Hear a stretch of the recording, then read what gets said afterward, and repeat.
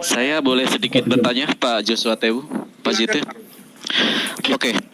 Saya memahami dari doktrin Bapak yang Yesus itu adalah Bapak itu sendiri, maka saya bertanya dalam hal saya menggunakan akidah yang dibangun, konstruk akidah yang dibangun oleh Thomas Aquinas dalam sebuah buku karangan dari Aristoteles, Analytica Posteriora, yaitu tentang bagaimana memahami sesuatu yang bersifat ontologis, metafisika, ya, tidak bersifat holistik.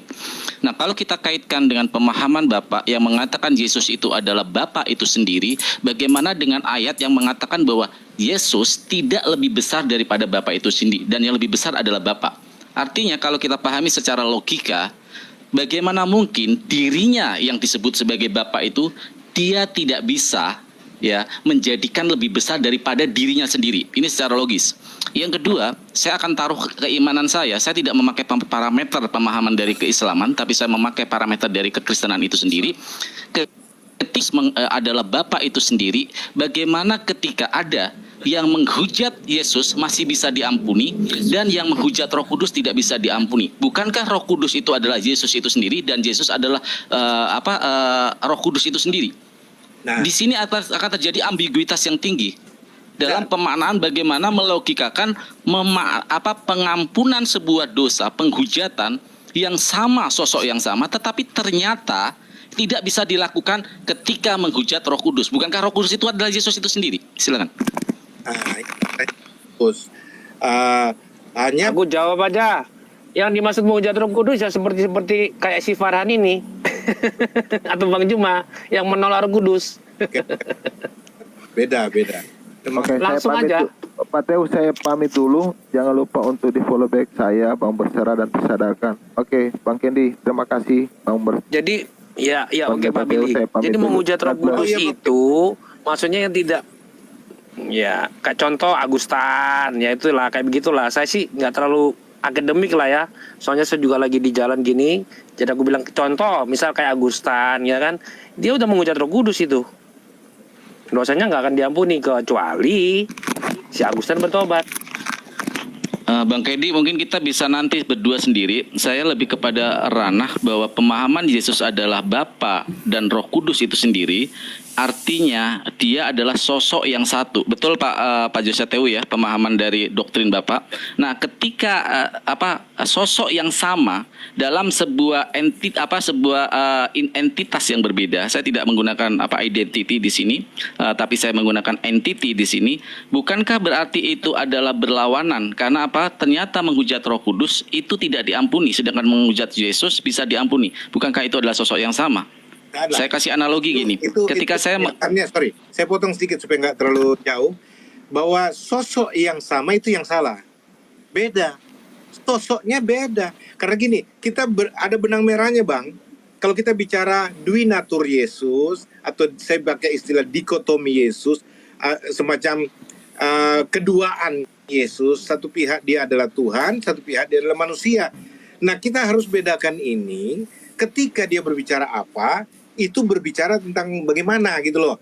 Nah, kita tidak bisa mengeneralisasi kedua ini, apalagi di dalam kita lihat ayat-ayat tertentu yang jelas-jelas mengatakan bahwa dia berbicara sebagai anak manusia, sebagai anak Allah dalam keadaan ini sebagai manusia, bukan Tuhan.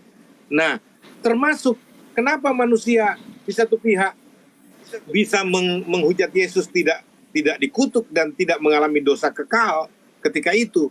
Karena orang bisa salah paham terhadap Yesus yang sosoknya sama dengan manusia Yahudi yang lainnya, tampilannya, posturnya. Orang bisa salah paham. Makanya Yohanes Pembaptis saja butuh semacam bukti tanda atau pertanda bahwa inilah Mesias yang dijanjikan. Ya, supaya dia nggak salah.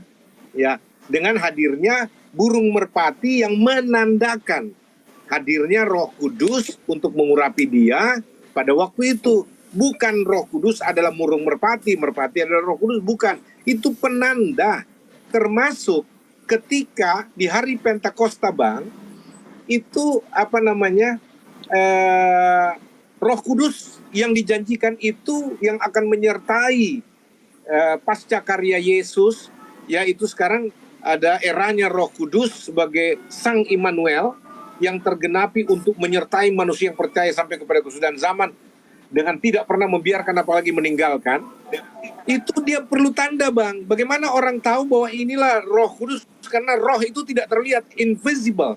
Jadi ada bunyi yang terdengar, ada lidah-lidah seperti nyala api, penanda bahwa Roh Kudus yang dijanjikan itu telah turun, telah dinyatakan, telah dicurahkan, telah diberikan sesuai dengan janji Tuhan. Jadi beda sosoknya, beda posturnya, beda situasi kondisinya, konteksnya pun beda, Bang. Nggak bisa digeneralisasi. Gitu, Bang. Oke, saya tambahkan sedikit Pak, Pak JT, di Yohanes 10:29 ya. Bapakku yang memberikan mereka kepadaku lebih besar daripada siapapun dan seorang pun tidak dapat merebut mereka dari tangannya. Artinya Bapa yang memberikan umat itu kepada Yesus itu sendiri. Artinya kata memberikan ini adalah dua entitas yang berbeda, Pak. Entity yang berbeda. Ketika Bapak mengatakan tadi, barusan berargumen bahwa kita pahami bahwa secara kontekstual berbeda. Pemahaman secara kontekstual, Pak, di samping kita memahami dalam Bible itu ada ilmu yang hermeneutik, kita harus masuk ke ranah semiotik, Pak. Ya, ini John Hope mengatakan bagaimana memahami Bible tidak bisa hanya hermeneutik, Pak. Tidak hanya secara kontekstual, tetapi secara tanda-tanda. Maka di dalam tanda-tanda atau semiotik ini kita menangkap bahwa secara hierarki, jelas ada perbedaan posisi Yesus dengan Bapa. Kenapa? Yesus ternyata nggak ada masalah. Ya, silakan. Artinya dalam keadaannya sebagai manusia, dengan dalam kodratnya sebagai Tuhan Sang Pencipta, tentu kemanusiaannya lebih rendah daripada kodratnya sebagai Allah Pencipta.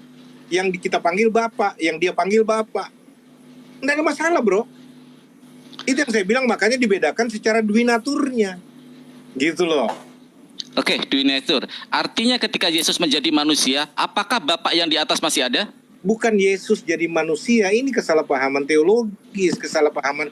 Bukan Yesus jadi manusia, Allah yang jadi manusia memperkenalkan namanya sebagai Yesus. Dia yang diurapi sebagai Kristus. Bukan Yesus yang sudah ada dalam keabadian lalu jadi manusia. Seolah-olah ada 3 pribadi atau 2 pribadi. Yang satu bertugas mencipta, yang satu bertugas menebus, datang jadi manusia. Bukan, saya nggak anut paham seperti itu, Bang. Ya, artinya ketika firman, ya Yesus itu adalah firman, saya kembalikan bahwa Jadi, bukan Bapa itu sendiri, ya, dari firman itu sendiri. Ketika ayat yang mengatakan segala firman yang telah kau berikan kepadaku telah kusampaikan. Siapa yang di sini berperan memberi firman dan menerima firman? Sedangkan Yesus itu adalah Bapa itu sendiri. Pada waktu dia ada di dunia, dia bukan Bapa. Tidak bicara eksistensialisme dia sebagai Bapa. Tidak, Bung. Sebagai anak Allah. Gitu loh, sebagai yang diurapi. Kalau bicara dia bertanggung jawab kepada Bapa sebagai eksistensinya, Allah yang maha besar, Allah yang adalah roh, yang eksistensinya, substansinya berbeda. Makanya saya bilang, ada 2 eksistensi keberadaan Allah. Hakikat, kalau kita bicara hakikat, ini memang serba keterbatasan kita kalau bicara istilah-istilah humanis yang untuk dikenakan kepada Allah sendiri. Tapi kalau kita bicara hakikatnya sebagai roh, itu tidak merubah apa-apa ketika roh itu menjadikan yang, misalkan dia menjadikan manusia, dia menjadikan ruang, dia menjadikan apa, tidak mengurangi eksistensi rohnya sedikit pun. Gitu loh. Sama seperti, ini juga terbatas, sama seperti udara kita masukkan di balon.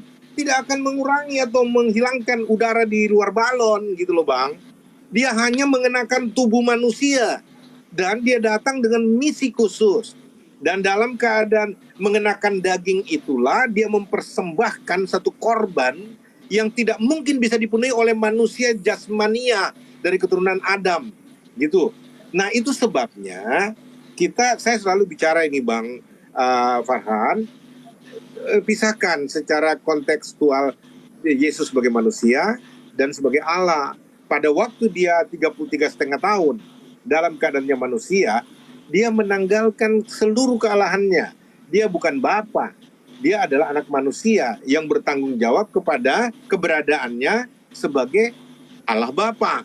Itu memang begitu Alkitab bilang, gitu loh. Mau bilang apa? Karena tidak ada Allah lain selain dia. Tidak ada Tuhan lain. Hanya satu Tuhan. Tuhan itu Esa. Tidak ada yang lain selain Dia. Bang, saya minta maaf Bang, waktu saya sudah Oh, harus mau Kita saya bawa berteri, ke Yohanes 14:20 sebenarnya bagaimana? Oh ya, tapi nggak apa-apa lah, Pak. Saya silakan Pak Joshua Tew untuk istirahat, nggak apa-apa. Nanti begini Bang Farhan, saya akan bahas tentang banyak kesalahpahaman teman-teman soal Kejadian 1 ayat 1 sampai 3 lalu dikaitkan dengan Yohanes 1 ayat 1 sampai 3 seolah-olah dibilang firman bersama dengan Bapa, firman itu yang menjadi manusia dan seolah-olah itu dipersonifikasikan sebagai pribadi yang terpisah dari pribadi Bapa yang kemudian salah satunya menjadi manusia yaitu firman, sang firman. Bukan begitu, tidak begitu pandangan Alkitabiah. Tapi itu nanti saya terangkan Bang pada ini yang lain ya Bang, waktu yang lain. Saya mohon maaf Bang Suma, Sorendi. Iya Bang. Iya Bang. Oke, Bang Joshua, thank you. Jadi Pak Farhan, semua teman-teman Oke, Pak JT. my sister, beloved sister Riva, sorry saya harus pamit, nanti kita ketemu lagi ya. Oke, Pak Pendeta. Baik, makasih. Ya, Saya buat Anda semua, kiranya Tuhan memberkati. Ya, saya harus Terima kasih Pak Pendeta. Jaga kesehatan Pak. Iya, terima kasih. Terima kasih. Iya. Eki deh.